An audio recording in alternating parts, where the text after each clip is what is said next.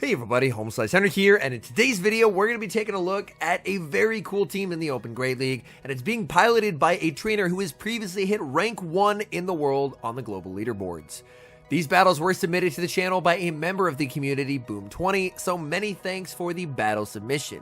Now the team features 3 anti-meta Pokemon. He's running Victini on the lead with Slurpuff and Lurantis. And despite the fact that he has 3 pretty spicy picks, he's able to maneuver them to success and take down full meta teams. So without further ado, let's hop into the matches. Hopping into the first match, picking up an extremely tough lead, leading Victini with a mono fire moveset going up against Hakamo-o. Hakamo-o is a complete wall to this energy from Victini. Victini is going to farm up and fire off the V-Create. The V-Create does get shielded by Hakamo-o. We see the save switch into Slurpuff. Opponent sends in a Shadow Feraligatr, and this Feraligatr may not be aware that Slurpuff can learn Energy Ball. The shield by the Slurpuff. Slurpuff farming up and firing up its energy just before it makes it to 100. Going for the Energy Ball, opponent does not respect it, they get one hit KO'd. In the back, it's Lantern, so the opponent is completely core broken by the Slurpuff. Slurpuff, Energy Ball, grabs the shield, Slurpuff makes it to a 3rd Energy Ball, the opponent's team being absolutely torn to smithereens by this Slurpuff. And from here, this is just a very comfortable win. Lantern, unable to farm down, is forced to fire off energy. You can just send in Lurantis when they send in the Hakamo-o. A combination of a superpower plus a V-Create from Victini will be enough to KO. And then the Lantern just has no way of getting rid of Lurantis. Victini will be met with the charge attack. I do like the shield here because it just guarantees that you're going to be able to get rid of the Hakamo-o, and trying to go for a potential Fury Cutter farm down does not seem like a particularly fun time. Back in comes Lantern, but it doesn't matter what energy Lantern has. Its energy is completely walled by Lurantis. Lantern goes for the Thunderbolt. Lurantis does not care, making it to the Leaf Blade. Opponent had a pretty meta team, Hakamo-o Double Water, but that team is unable to get the win versus the Triple Spice Squad. Great lead in the next match, leading Victini into Wigglytuff. Wigglytuff staying in this matchup, and if they're staying in, there can only be one reason, and that is that this is the Wigglytuff Bastiodon Victory Bell team. V-Create gets the shield. We're going to see another V-Create fired off by the Victini. Opponent double shielding the Wigglytuff. Victini now going to be hit with an Icy Wind from this Wigglytuff. We are going to see the shield, and now saving that Victini for later, sending in the Slurpuff. Slurpuff farming up energy here. Slurpuff is going to be debuffed as Wigglytuff makes it to an Icy Wind number 2. And we're going to see the no shield by the Slurpuff. Slurpuff now going to fire off the Energy Ball. This will be neutral damage, but it has been debuffed. Not going to be enough to KO. The Slurpuff is able to make Energy Ball number 2, however, and this will be able to pick up the knockout. Opponent choosing to stay in, hiding what they have in the back, but I'm expecting it should be the Bastiodon, and there it is right on cue. And Bastiodon, it's about to get cooked by Superpower from Lurantis. Opponent running the most toxic team in the game, and they're getting styled on by some spice. You love to see it. They're going for the Flamethrower. We are going to see the shield by the Lurantis. Lurantis almost at the back-to-back superpowers and gets there. Going for the superpower. One will not KO, but a second one after will. And Lurantis is just going to massively overfarm and then go for the superpower. Superpower at -1 will be enough to pick up the KO. In the back, show us that Victory Bell. Back in comes Victini, making it to the V-Create. Get that Victory Bell out of here. And that is a good game. In the next match, we see a very tough lead Victini going up against Bastiodon. So the Bastiodons absolutely everywhere at this elo range. Victini gonna stay in, fire off the V-Create, and then look to switch out. The V-Create connects, in comes the Slurpuff. Opponent not really sure what to do versus Slurpuff, so they're just gonna stay in and fire off their energy with the Stone Edge. In comes the Victory Bell, and it's the toxic Bastiodon Victory Bell Wigglytuff team again. You hate to see it.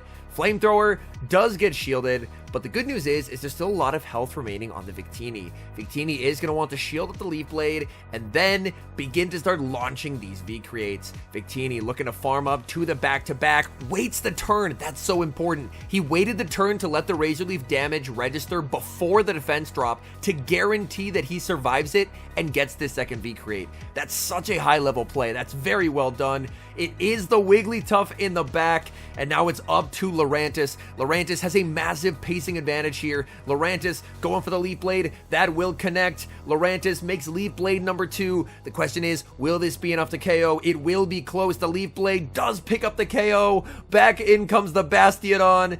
And in back-to-back games, the Toxic Bastiodon Wigglytuff Victory Bell team gets absolutely cooked. You absolutely love to see it. There's a big core breaker on the lead in the next match, leading Victini into Pelipper. Pelipper, of course, has super effective damage for the Victini and the Lurantis. The switch, an attempted catch of a Weather Ball, but the opponent has great patience holding on to the energy. Slurpuff, no shields. It's the Hurricane, and that does massive damage to the Slurpuff. Slurpuff returning fire with the Energy Ball. A no shield here would be very, very nice, but the opponent recognizes that there could be a weakness to Pelipper on the team, and they shield up the Pelipper, and now Pelipper exits down a shield, but with a massive amount of energy, and this energy threatens everything that's remaining on the team. We see the shield from the Victini, but Victini's gonna have to double shield because Pelipper does have the back-to-back Weather Balls, and this is not quite a range where a V-Create will KO. After a couple quick attacks, the question will be, can a V-Create now be enough to knock out? The V-Create doesn't KO. Pelipper makes the Weather Ball, but a beautiful catch. Perfect counting there, catching the Weather Ball onto Lurantis and saving that energy onto the Victini. In the back, it's a Guzzlord, and we're going to see a bait from the Lurantis. Superpower would hit for a massive super effective damage, able to grab the shield from the opponent. The opponent will fire off a Dragon Claw. Lurantis cannot hang on, and now it's all up to Victini. Can Victini pick up the KO here with resisted damage? V-Create is able to connect, going for V-Create number 2. This has to KO, and there has to be something weak to fire in the back. It does KO. What's in back? It's a Registeel. Oh my goodness, can an Overheat do it? Can Victini pull off the impossible? The Overheat into the Registeel. Oh, the Pelipper one wing attack snipe denies any chance at a victory.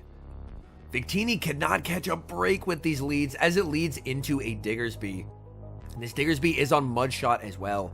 Victini just gonna go for the patented V-Create and Dip strategy. In comes Slurpuff. Opponent sending in Wigglytuff. Please tell me this is not another Toxic team, but it looks like it is. It looks like it's going to potentially be Diggersby Double Charm. Oh, that is not great. Energy Ball does get shielded. Opponent just firing off their Icy Wind as soon as they get it, giving a Fairy Wind for free. Slurpuff committing the shield, thinking, you know what, with this free Fairy Wind, I should be able to make 2 Energy Balls here. Going for the Energy Ball, opponent is going to no shield. Slurpuff is able to make that Energy Ball, courtesy of the free energy the opponent gave by mistiming their charge attack. That's not quite enough to pick up the knockout. In comes Lurantis, and Lurantis gets a ton of energy as it gets the resisted Fury Cutter farm down.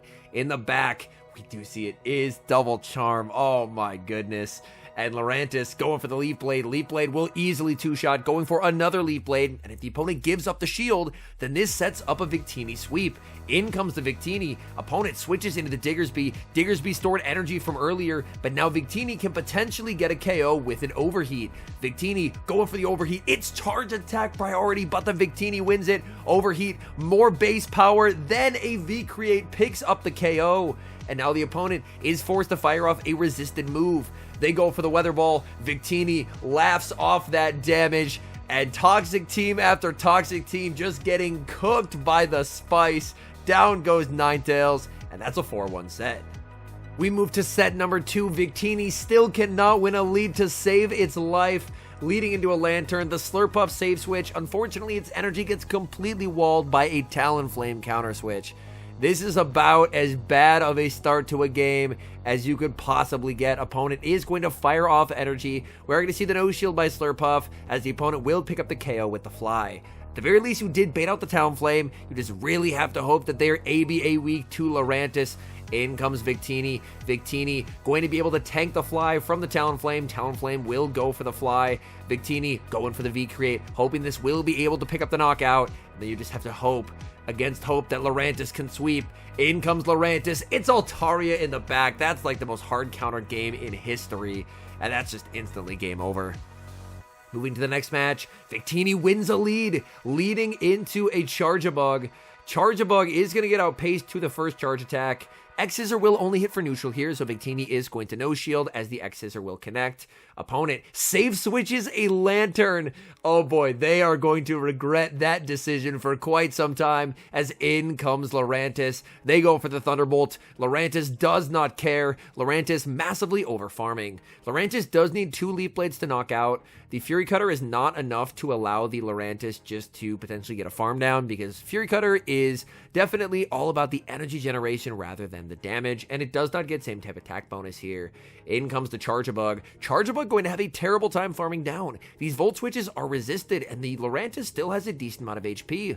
They're forced to throw energy, and that's actually terrific, as now you can just send back in the Victini, and Victini will be able to apply so much pressure. In the back, it's Whiscash. Opponent was hoping for the catch, but they are unsuccessful. Slurpuff committing the shield as Whiscash goes for the Scald. Whiscash fishing for that debuff, and they do get the debuff, but this is a double super effective energy ball. Even with the debuff, that's still going to do so much damage. Opponent commits the shield. We're going to see the double shield by the Slurpuff, wanting to ensure that Scalds are shielded, so that way the opponent doesn't start going for Mud Bombs later on. The big overfarm by the Slurpuff. Slurpuff will go for the energy ball. That does get shielded. The switch clock will be up for the opponent to try and go for a potential catch. So the Scald will connect. Slurpuff gets debuffed again, and Slurpuff waits the turn to prevent a catch. This energy ball is going to do some pretty significant damage. Back in comes Victini, firing off this energy to deny any energy on the Whiscash. That will pick up the KO, and the energy management has been pristine in these battles. V-Create KOs Charjabug and takes the win. Tricky lead again in the next match. Victini into Shadow Gligar. At the very least, this is a lot better of a lead than going up against something like the Pelipper, because the Pelipper, of course, gets through super effective damage a lot faster than Gligar does, and it also has the Fire Resist, which Gligar does not. Opponent is going to save the Gligar, save switch into the Dugong. Dugong will be met with a V-Create, and then a switch into the Slurpuff. Slurpuff, farming up energy, will get outpaced by the energy advantage that Dugong has. But an Icy Wind is not going to be threatening to the Slurpuff. Slurpuff will be able to overfarm quite a bit, and Slurpuff actually plays to charge attack priority. Going to fire off the Energy Ball. Energy Ball does pick up the KO onto Dugong. Opponent sends back in the Gligar. Gligar will be hit with the Energy Ball. Energy Ball does not KO, but it will do a solid amount of damage, even when debuffed. Gligar is going to commit the shield. Slurpuff can make another unless Gligar throws energy, and Gligar does exactly that. So Gligar will fire off the Aerial Ace to pick up the KO. There's still a lot of stored energy on the Victini, so Victini is going to be brought back in. Victini going to shield and look to try and build up once again to the back-to-back V-Creates. Victini over-farming massively, going for the V-Create. Decision time for the opponent. Are they going to shield here? They are not. In the back, it's Annihilate, and Victini does make the back-to-back V-Creates. Honestly, throwing the V-Create and switching is just a winning strategy because you can guarantee that you save that V-Create for later, and you're going to be able to outpace and make a Leaf Blade to guarantee that the Annihilate will be in a range where V-Create will KO. So now we are going to see the Annihilate forced to fire off the Shadow Ball. It KOs, but there's still the V-Create loaded on Victini. Victini going for the V-Create. Down goes Annihilate, and that's game over. Bit of an interesting lead in the next match, Victini versus the Annihilate. Now on paper you might think a Psychic type into a Fighting type is pretty nice, but the Quick Attack being double resisted means that Victini has basically no way of ever farming this down. So Victini is heavily reliant on landing a Charge Attack to deal any meaningful damage. Victini will fire off the V-Create. V-Create does get shielded. Victini going for V-Create number 2. Is the opponent willing to double shield? And yes, they are. We now see the switch into Slurpuff. Opponent sends in a Dugong, and Dugong is about to get smacked with an Energy Ball. This will hit for a massive super effective damage. Dugong unable to apply its trademark debuff before the damage connects. And now Slurpuff, if it wants to, can overfarm quite a bit and play to charge attack priority as it did against previous Dugongs. And that's exactly what he's going to do. Overfarm, play to the charge attack priority, and even though it's at -1, you already landed a full strength energy ball, so this one will be enough to knock out. Are they going to send back in the Annihilate? The Annihilate will be sent back in. It's firing off energy. Night Slash, I actually don't know if Slurpuff can tank here. The Night Slash, Slurpuff can survive it and fire off this Energy Ball. Energy Ball is debuffed, so that's not going to be enough to KO the Annihilate, and now it's just all up to Lurantis. Lurantis, up 2 shields, can do quite a bit. Oh, an attempt at a catch, but unfortunately the opponent demonstrating great patience. Lurantis is going to no shield as Annihilate fires off the Night Slash, and oh, they get the boost as well. You have got to be kidding. That is so unfortunate. Oh, it's Skarmory in the back. And 2 superpowers do not KO here, which is very unfortunate. Lurantis will go for the superpower. This will hit for neutral damage, but it's just not going to be enough, as Lurantis will go for superpower number 2, but a 3rd superpower is unfortunately out of reach, as Skarmory will get the farm down. We now move into a decisive game number 5 for the set, and what a terrible lead for it. Victini into Whiscash, the safe switch into Slurpuff. Opponent sends in a Powder Snow Shadow, Alolan Sandslash. Here's the important question. Do they know about the Flamethrower? They do. So they do respect the Flamethrower, which is a little bit unfortunate. I would have loved to see the Sandslash get absolutely cooked. They go for the drill run trying to pick up the KO. They don't get the KO, and now they're going to have to double shield, as the Flamethrower will force the final shield. Sandslash will exit with a massive amount of energy. In comes Victini. Victini is going to look to potentially shield once here. Victini, oh, calls the bait. What a read. And Victini says, nah, I don't even have to shield once. Calling the bait successfully. V-create KOs. In comes Lurantis, and it's a Gligar in the back. This is the regular Gligar, which does mean that it is outputting less damage with every wing attack, but it of course does also mean that the Leaf Blades are going to be doing less as well. Leaf Blade into the Gligar will hit for neutral damage. Leaf Blade, it looks like with some Fury Cutters, 2 Leaf Blades might be enough to knock out here. Lurantis firing off another Leaf Blade, getting the Gligar deep into the red. Gligar firing off the charge attack. Lurantis forced to burn the final shield. Can Lurantis get the Fury Cutter down? The Fury Cutters are resisted. Lurantis does get the farm down. Back in comes the Whiscash, and Lurantis being so clutch in this endgame, 1-hit KO onto the Whiscash and securing the positive set. All in all, it was very fun to see a talented trainer run a triple anti-meta team and put in some serious work against some very, very meta team comps. As I mentioned at the start, Boom20 was the first legend in the world a couple seasons back, so a very talented trainer. He mentioned that he's currently in veteran at the moment just because he hasn't been able to play a lot this season, but definitely big thank you to him for submitting these battles, because it's very cool to see. Like, my reason for really wanting to try and get better was so I could run anti-meta Pokemon at a high level. So to see someone who has a little bit of that similar goal of running some very anti-meta stuff and having success at decent elo is very fun to see. Anyways, thank you guys so much for watching. If you're enjoying the content, make sure to leave a like and subscribe to the channel if you haven't.